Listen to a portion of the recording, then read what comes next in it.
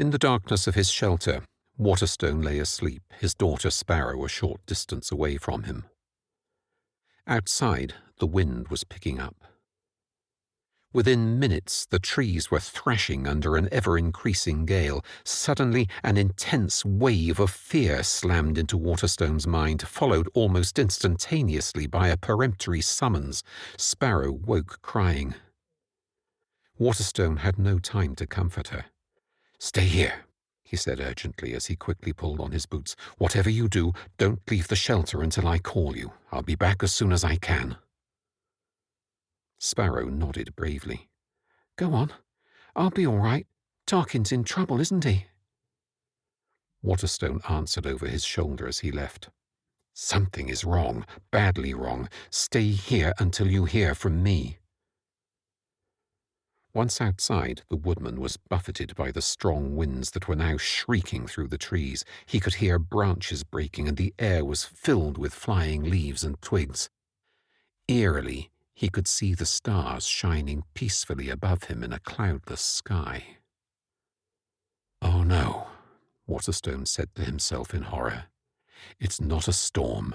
Someone is betraying the oath. The forest is being destroyed."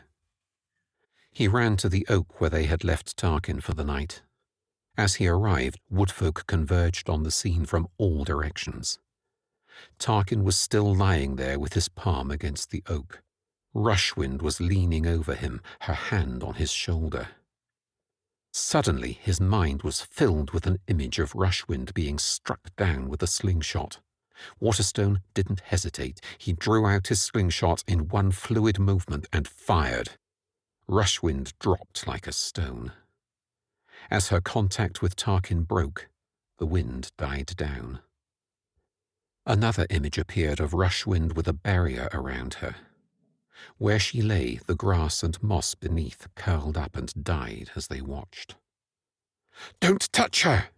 yelled Waterstone. He looked up into the oak and realized that its branches had dried and withered. His gaze travelled out to its extremities. Where the oak touched other trees, they too were shrivelling. As the woodfolk ran towards Tarkyn, they received another image, telling them not to touch him either. As they watched, he took his hand away from the tree trunk. Other than that, he was lying motionless, his face pale, but sweat beading on his forehead. They stood around him and looked at one another in bewilderment and alarm. "How can we help if we can't touch him?" And fast upon that thought, how can we help even if we can touch him? Waterstone sent an urgent message to Sparrow. "Get Storm away! Quickly!" He leant over Tarkyn. "We're here. What's happening? What can we do?"